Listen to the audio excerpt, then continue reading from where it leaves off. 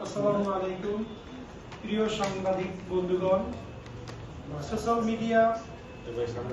Social মিডিয়ায় ও কয়েকটি পত্রিকা গতকাল 30 মার্চ রাজধানী ঢাকা সার্কিট হাউস রোডস্থ বিজিএফপি সংগঠিত একটি অনাকাঙ্ক্ষিত ঘটনাকে ভিন্ন খাতে প্রভাবিত করার প্রচেষ্টার বিরুদ্ধে আজকের এই সাংবাদিক সম্মেলনে আপনাদের সামনে হাজির হয়েছি।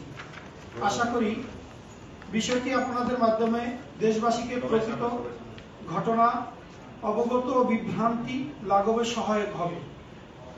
প্রিয় সাংবাদিক বন্ধুগণ, জুলাই বিষয়ক একটি ডকুমেন্টারি তৈরির জন্য তৎকালীন তথ্য উপদেষ্টা মাহফুজুর রহমানের মৌখিক নির্দেশে চলচ্চিত্র প্রকাশনা অধিদপ্তর জৈনিক মুশফিকুর রহমান জোহানকে কাজ দেয়।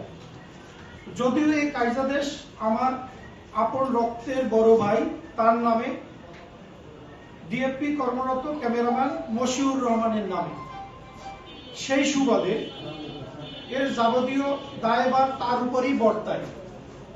দুঃখজনক হলেও সত্য, উক্ত মুশফিকুর রহমান জোহান নিজেকে কখনো সমন্বয়ক, কখনো সহসমন্বয়ক, আবার কখনো উপদেষ্টার ঘনিষ্ঠ বলে জাহির করে ডকুমেন্টারিটি দায়সারা গোছলভাবে নির্মাণ করে বলে অভিযোগ রয়েছে, যার সাথে কার্যাদেশের কোনো মিল নেই। বিষয়টি কর্তৃপক্ষের নজরে আসে।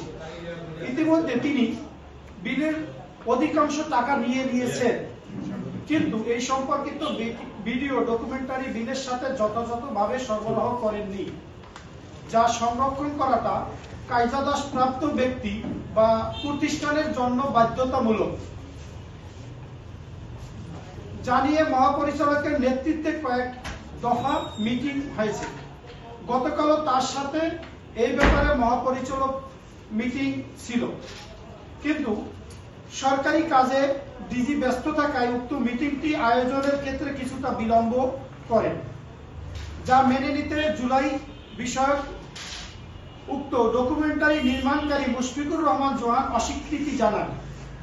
সন্ধ্যা 6টার পর মহাপরিচালকের উপস্থিতিতে মিটিং শুরু